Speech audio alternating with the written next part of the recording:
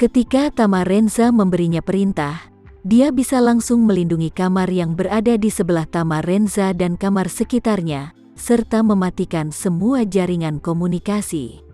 Sinyal komunikasi seluler akan dilindungi, jaringan Wi-Fi nirkabel akan terputus, dan bahkan jaringan tradisional dan antarmuka jalur juga akan diputuskan dari jaringan. Pada saat itu, ini akan memastikan bahwa orang-orang di ruangan ini tidak dapat segera merespons, dan komunikasi tidak akan berhasil untuk mereka. Untuk bertemu dengan master dari keluarga Sucipto untuk sementara waktu, Tama Renza keluar dari kamar setelah berpakaian rapi. Pada saat ini, seorang pelayan yang diatur oleh Devano berjalan dan menyerahkan kartu kamar pada Tama Renza.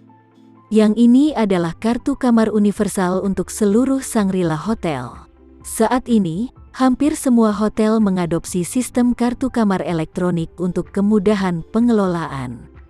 Kunci pintu harus dibuka dengan kartu kamar resmi di meja depan hotel. Umumnya, kartu kamar akan diotorisasi selama kamu menginap, dan secara otomatis menjadi tidak berlaku setelah tanggal kedaluarsa. Mudah dikelola dan dapat mencegah digunakan oleh orang lain.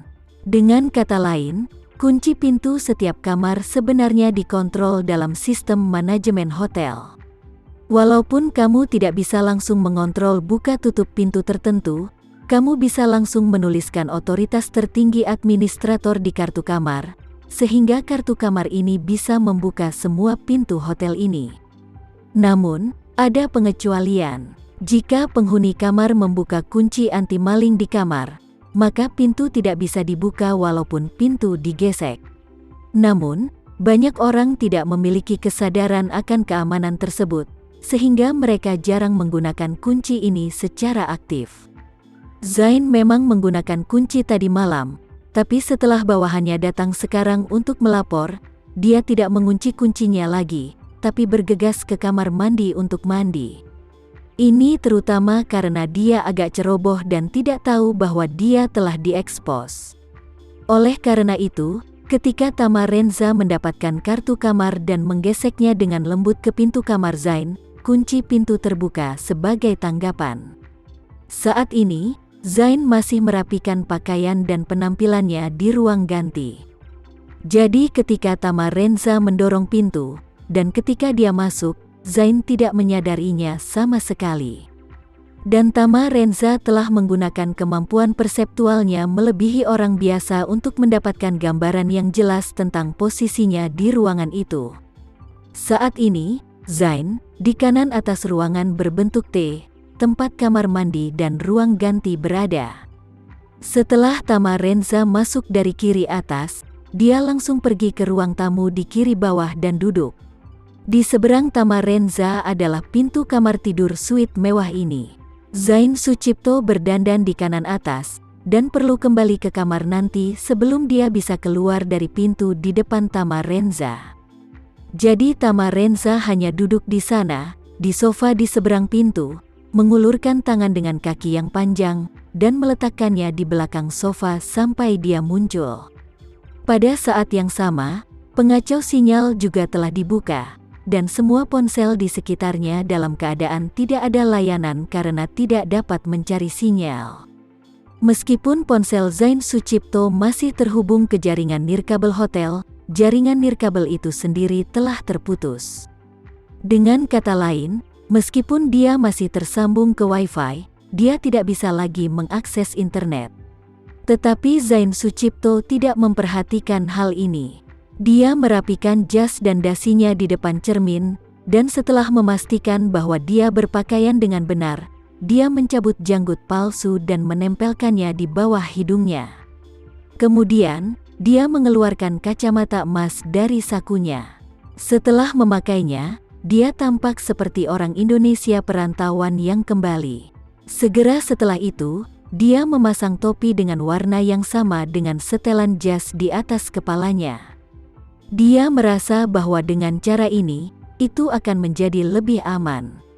Ketika dia sudah siap, Zain Sucipto mengangkat telepon dan bersiap untuk pergi keluar.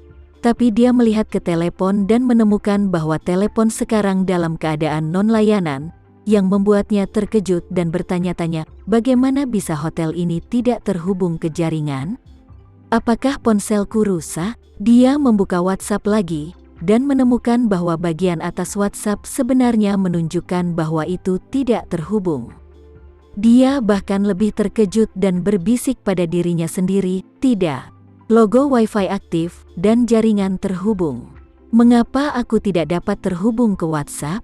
Dia buru-buru keluar dari ruang ganti dan berjalan melalui kamar tidur menuju ruang tamu untuk menggunakan telepon rumah hotel untuk memanggil bawahannya. Namun, ketika dia melangkah keluar dari kamar tidur, seluruh sosoknya tiba-tiba terkejut. Kecepatan detak jantungnya langsung berlipat ganda. Karena dia melihat ada orang yang duduk di sofa di ruang tamu. Apalagi penampilan orang ini tak terlukiskan familiar.